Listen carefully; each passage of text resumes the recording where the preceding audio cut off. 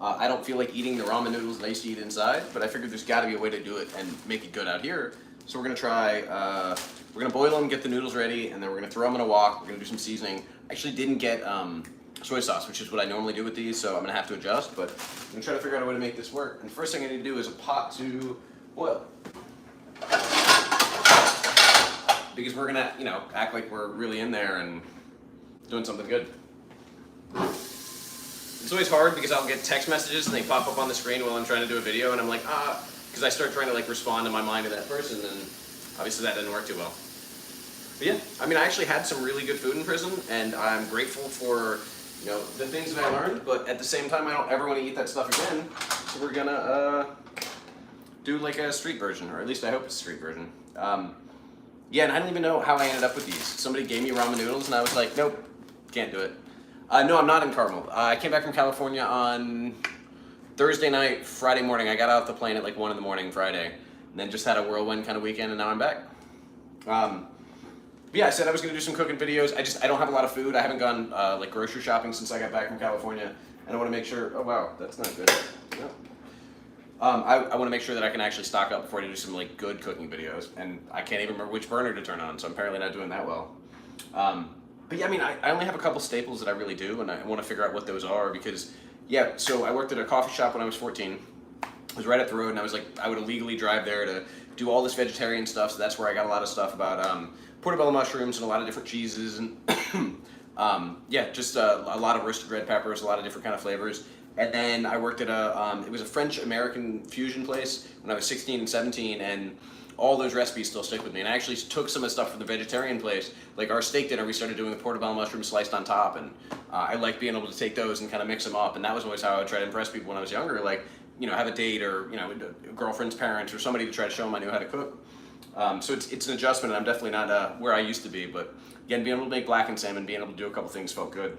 But again, today it's just gonna be something simple. I'm just gonna do noodles, and I don't have a whole lot of food, so it's not gonna be a whole lot, but I've got some frozen veggies, and got some spinach, some avocado, but I think I probably won't put those in there. And then I'm gonna do tuna fish, because this is what I ate probably mostly in prison, was mackerel and tuna fish, or summer sausage.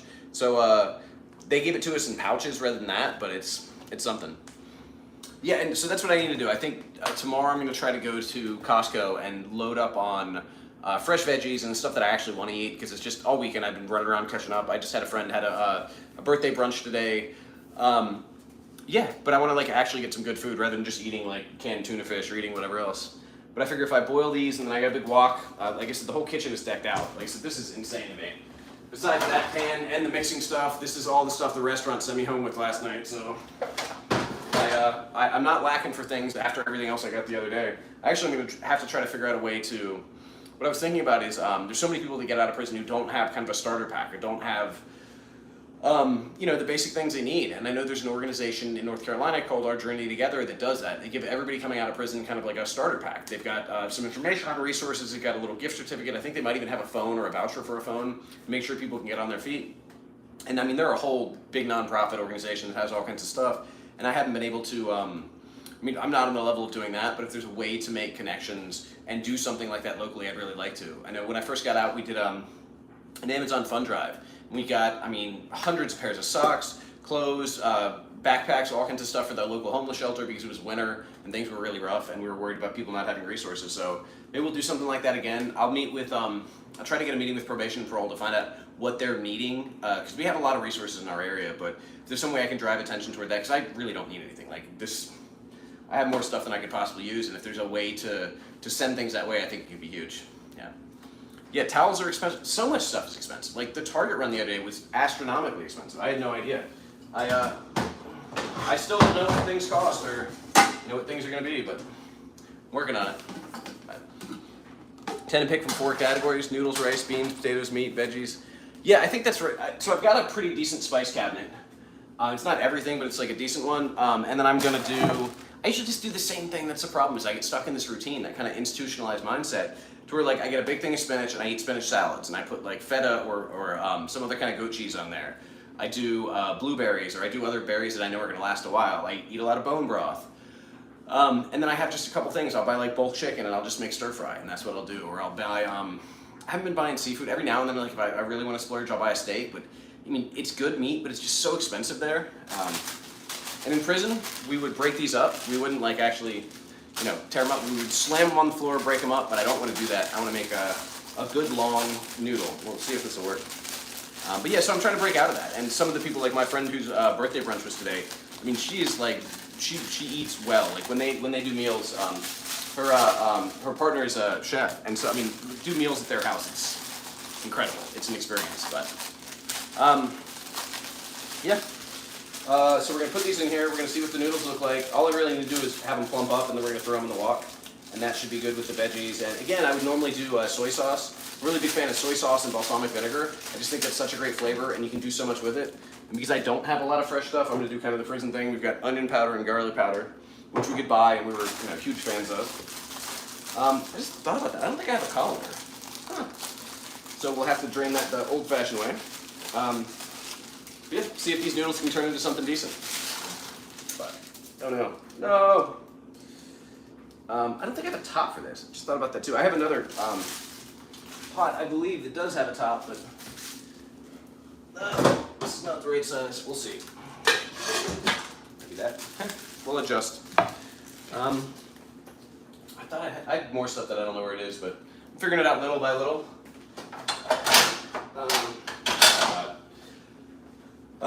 Do noodles, like I said, do this, oil, yeah. But I'm also trying to adjust back to kind of real life because it's been, the kind of whirlwind experience in California and then being back and just running and being busy.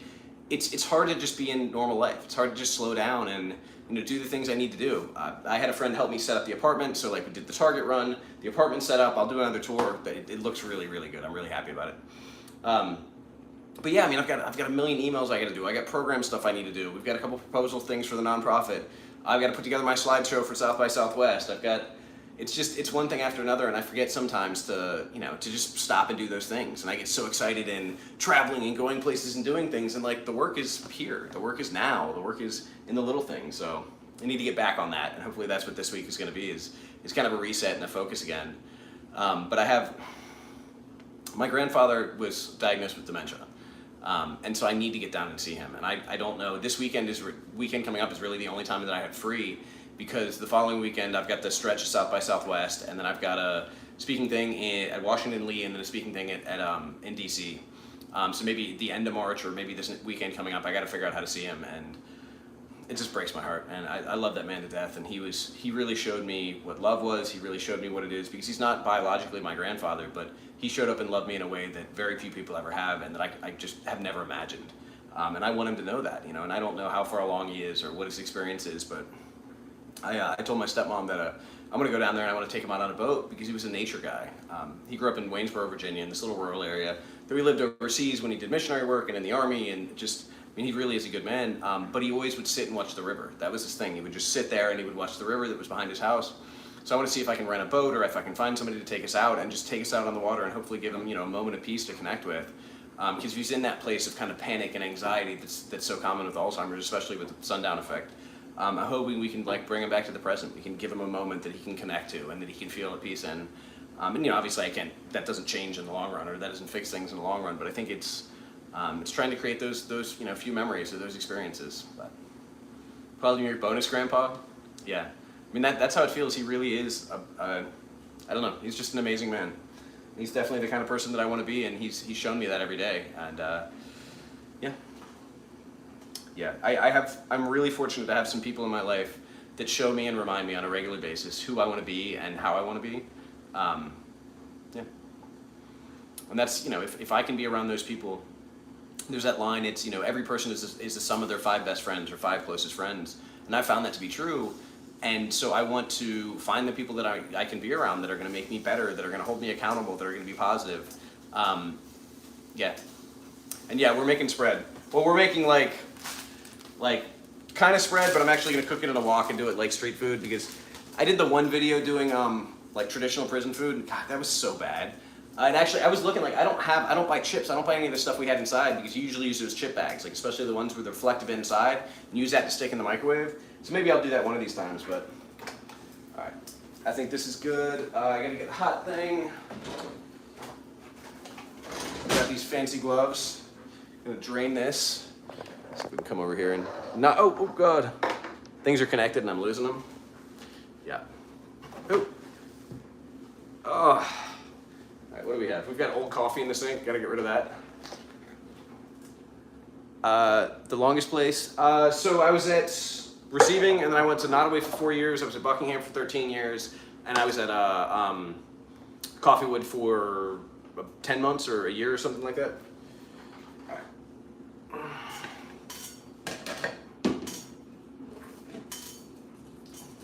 The smell of ramen.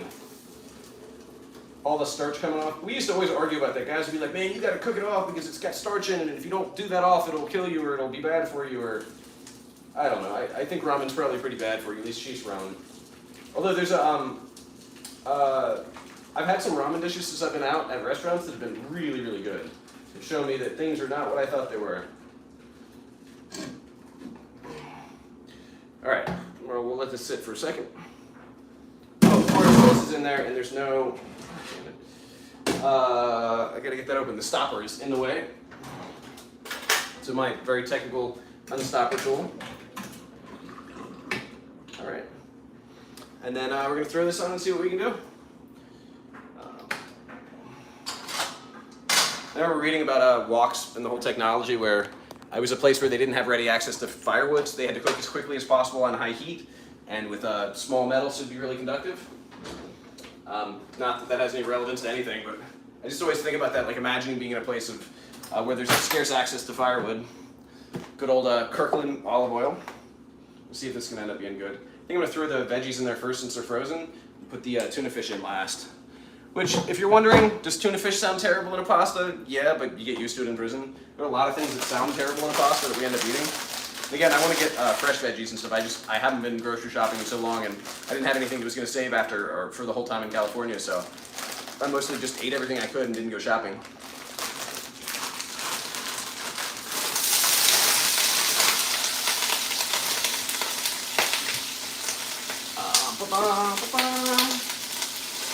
And if you think there's anything remotely scientific about this, you're wrong, because I have no idea what I'm doing.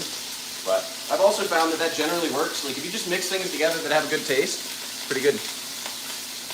I've never seen a rocket stove, right? Never even heard of it. I'll need to check that out.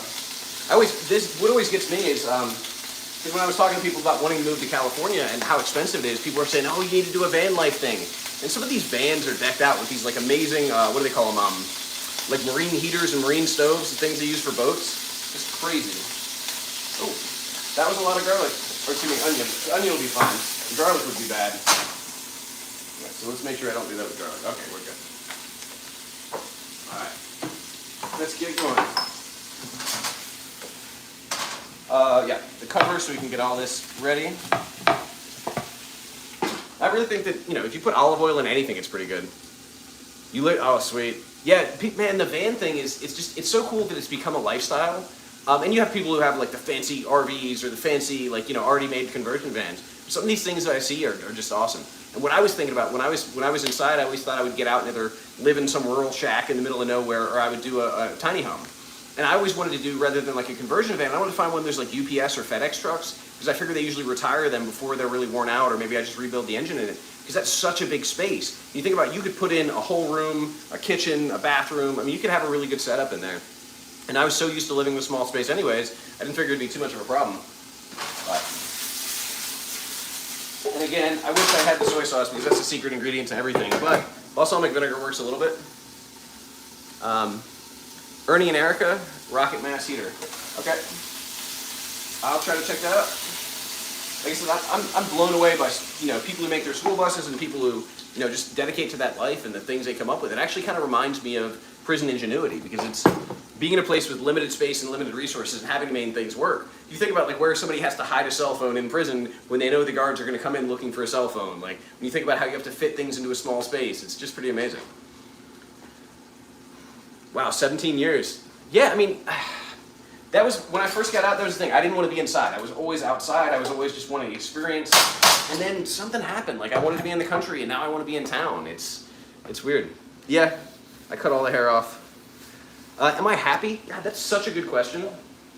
I think that there are a couple things to consider. It's really easy to talk about happiness, but we can get into technical terms, but generally when we talk about happiness, we have the idea of like some high and some low, and therefore we're supposed to stay at this high place, but that just doesn't work, because there's this natural feedback mechanism that if we do get to this high or elevated good feeling, well, eventually that's going to go away. Like, we're going to dip down, or even if that stays the same, it's going to start to feel like it's down here, because we need that constant stimulation. So in my life, I don't look to be happy, I look to be content. And then I allow those highs and lows to come in, but if I can accept everything, if I can welcome in, Rumi's The Guest House is one of my favorite poems ever. He says, welcome them in, the anger, the sadness, the joy, the grief, like allow them to wreck the house. And when I do that, when I welcome in whatever the experience is, the good and the bad and the bored and the anxious and it allows me to be content in this place and allow these things to run through me rather than feeling like I have to respond to each one or that one is a problem or something else is going on. And that's been one of the biggest things, is to adjust that way in my life. I know I put some salt in, so I probably shouldn't do a lot of this, but something about that seasoning that just does it. Yeah, being free is the happiness I need. I like that. I think we're all looking for, something, and if we can find what gives us that. And one of the things about being in prison, I've talked to a lot of people that, have been in the military, I've talked to a lot of people who've been in abusive relationships, and they get out, and they have this new thing where they struggle, it's different, it's a challenge, but there's a sense of gratitude every day. The woman I went to see this morning, is kind of like my adopted mother, and she said she lived in hell for 12 years so that she could appreciate paradise every day. She was in this horrible abusive relationship, and then getting out of that, every day is special and every day is magical, and she appreciates it in a way that I think probably most people wouldn't. And that's the way I feel getting out of prison, because being able to go outside or being able to do things that I wouldn't otherwise be able to do mean a lot more to me than I think they probably would to most people. But the trick is not losing that, because it's really easy to lose that. Oh, and the name of the poem, is The Guest House by Rumi, R-U-M-I. Highly, highly, highly recommend it.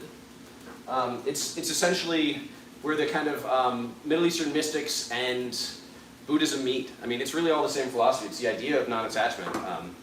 Again, I found it really powerful in my life, and it's one of the things I try to live by. It's a challenge, because things come up, and it's not easy, but working at a fish plant,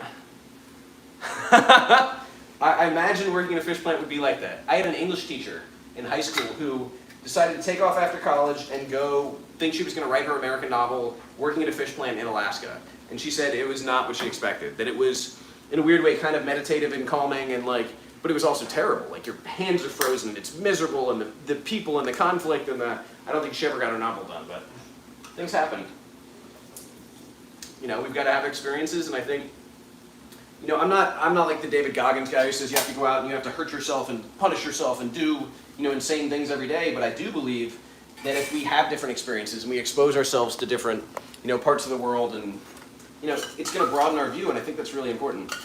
So, to go to Alaska, to go to another country, to go wherever, it's important. Because we stay in our own tiny little towns, our own tiny little minds, essentially, we're not really going to know what all is out there, and that's a shame.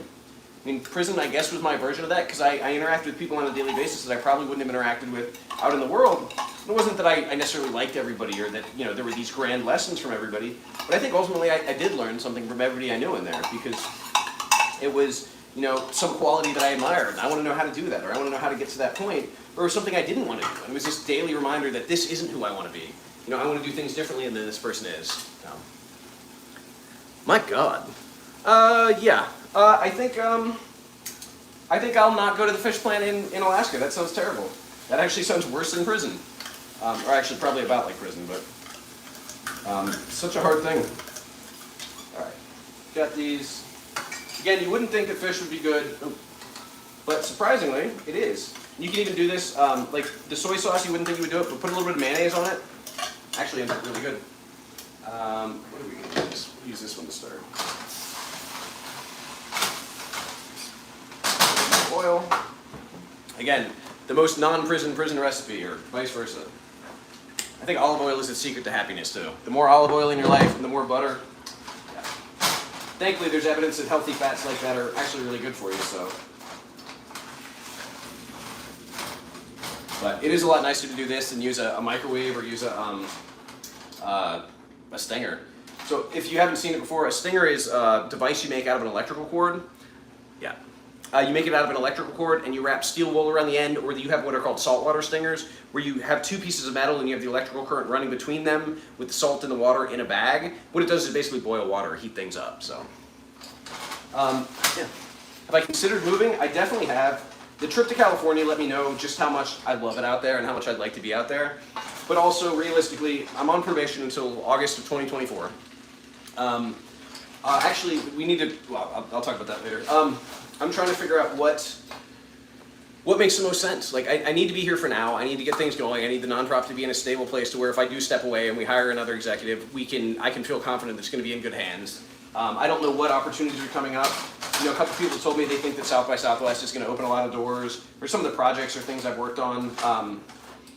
Yeah, it's really a matter of trying to figure out what's next.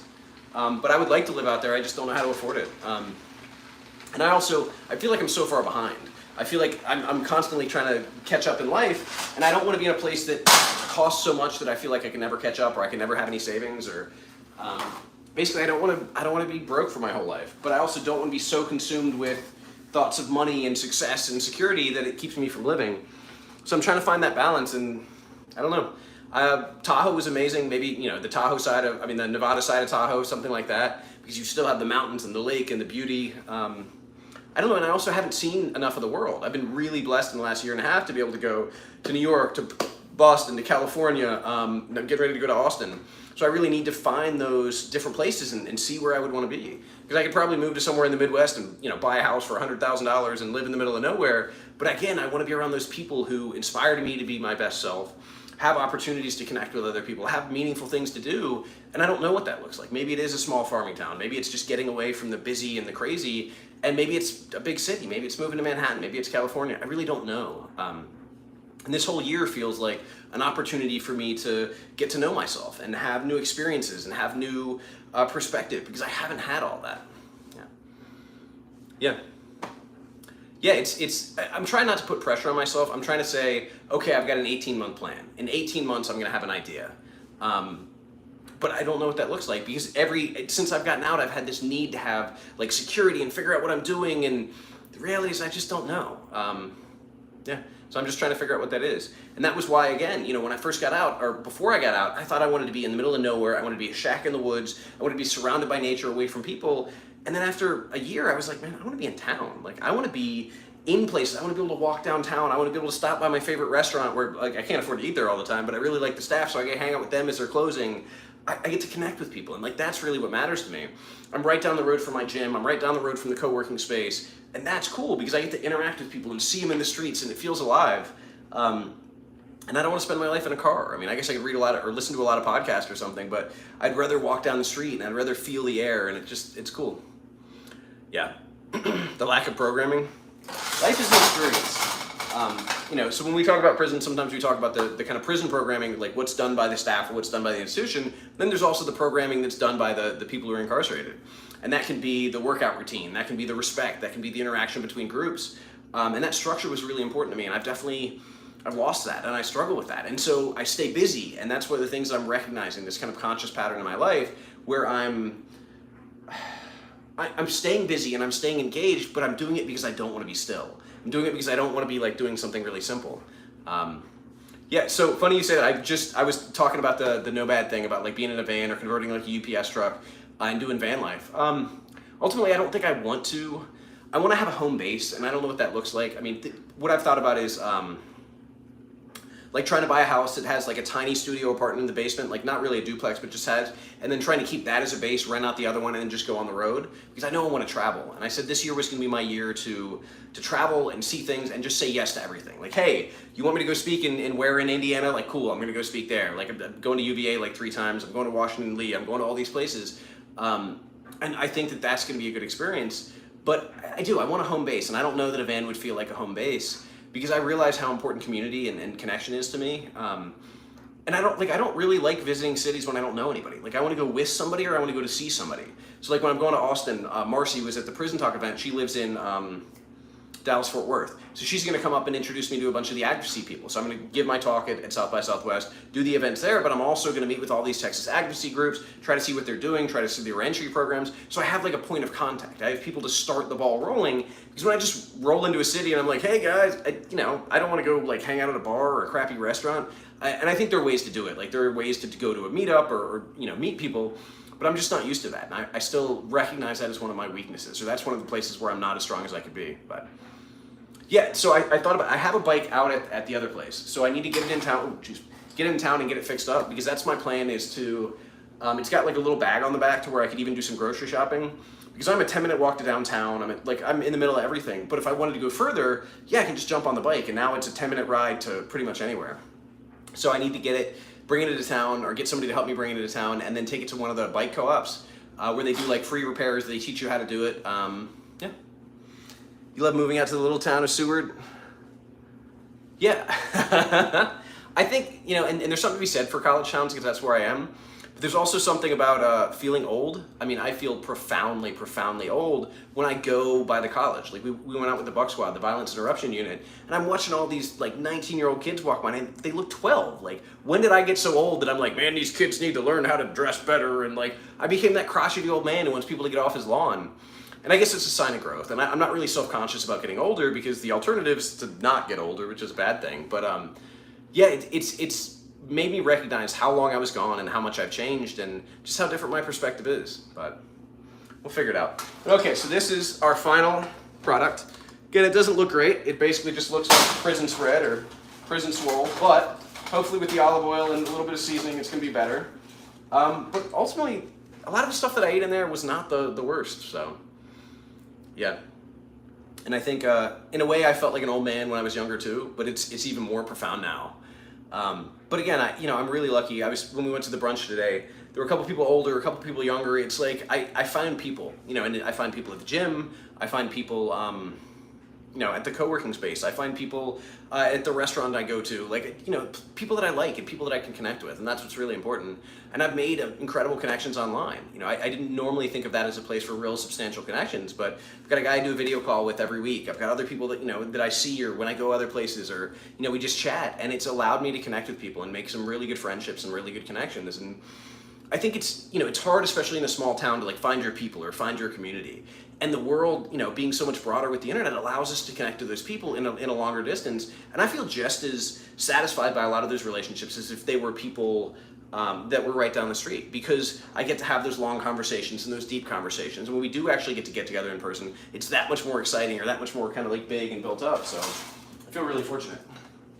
But all right, so we're gonna save some of this, and we're gonna eat the rest, and then probably need to do some reading or some cleaning or something. Somebody just made a comment and I disappeared off the screen, so I couldn't see it. I don't even know if I can bring those back up. Can I? No. I don't know how to do it. But yeah, it's a work in progress. And again, it's, there was a guy that I used to hang out with that just got out a couple days ago. Actually, I'll tell you the weirdest thing. Last night, I went downtown with a friend, and this guy was coming out of a bar or something, and I looked over and I was like, Josh? And he was a guy that I was locked up with. He was one of our guys from the mental health pod. And it was so shocking to me to see him out in the world, because I hadn't seen him, and he apparently just got out a couple months ago. And was, not doing well, is in severe need of mental health support, and could be doing a lot better, but it's just an example of that kind of whirlwind, because unfortunately he'll probably be right back, because it's one of those things where he doesn't have the support. But anyways, there's another guy that I knew. He was actually the kid that I took through all the college classes, or the kind of mock college classes. He just got out a couple days ago. And I'm really grateful for, being able to see him, and also be able to hopefully walk him through some of the struggles and some of the things. Oh, there's a way to, okay, can you do that? Oh, yeah, there is. Hey, okay. Thank you. I did not know there was a thing. Yeah, I have a lot of different weird work things. So I take a salary from the nonprofit, because we had seed funding that the seed funder insisted I do that. I do some consulting. I do consulting for other nonprofits, as well as, I don't even know what you would call them, like action organizations. I get money from social media. I do speaking events. So I kind of have a patchwork income that comes from a lot of different places. But I think that the advocacy stuff is important, because as a person who gave us seed funding for the nonprofit, said culture is what starts everything. Like, culture changes and then policy changes. Like, nobody's going to change policy until there's a story. And the example that he used was talking about the civil rights movement.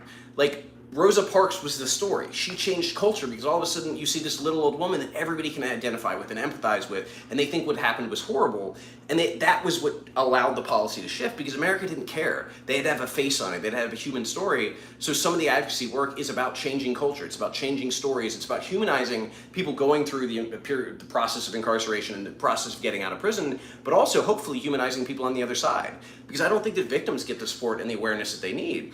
We have this false dichotomy of either you're pro-criminal justice reform or you're pro-victim. And it's like, no, like, why can't we say, let's try to make this better for everybody? Why can't we focus on a restorative model that addresses the needs of someone who was harmed, and then also holds someone accountable for the harm they did and gives them the tools they need to change their behavior? What we do now is we're like, hey, you were hurt, but we're just gonna ignore you and we're gonna work on punishing this guy.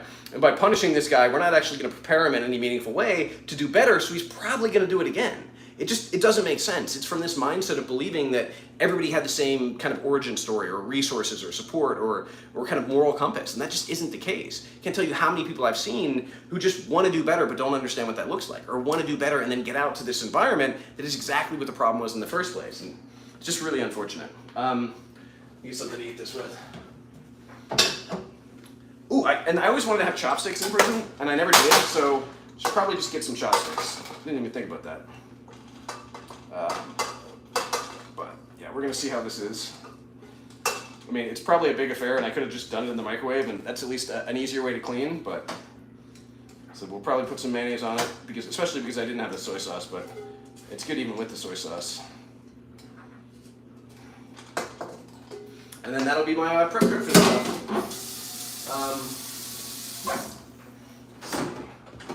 I don't think I even have any mayonnaise. See, we're not gonna have mayonnaise because I don't have any. Because I haven't stocked anything for the house. So instead we're just gonna have really simple noodles and tuna fish and veggies. I wonder what I could do. Actually, like I said, I need to go out and do a Costco one of these days, but how do I stay so focused and positive? You know, every day we have a million choices, and that's one of the things that's exhausting, because we can become overwhelmed by all the choices that we have to make. But I think the easiest thing for me is to look at the simple choices. And usually those are, in every moment and in every situation, I can choose to find something that I find fault with, or that I don't like, or I don't enjoy, and focus on that. Or I can choose to find something that I'm grateful for and that I connect with. And part of that is that I was, incarcerated for so long that it seems really powerful.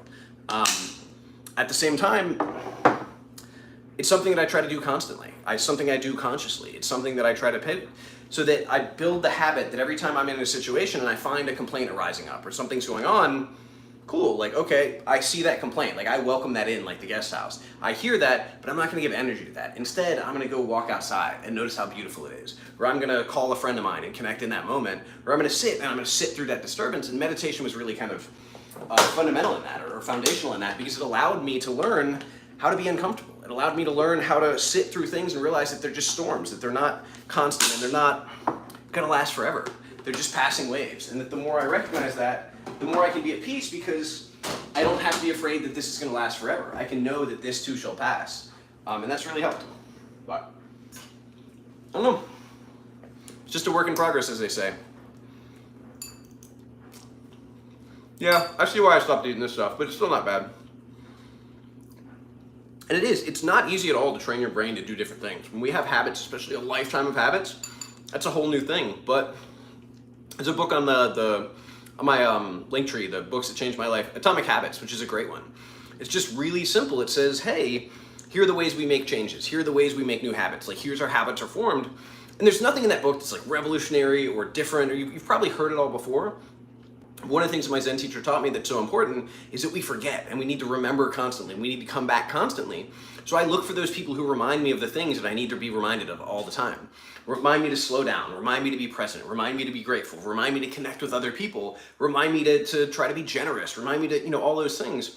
So I'll read books and I'll find people that remind me of those, and what I find is I'm a lot happier. Like, this is what I want. And again, that's why I try to surround myself with those people, try to read those books.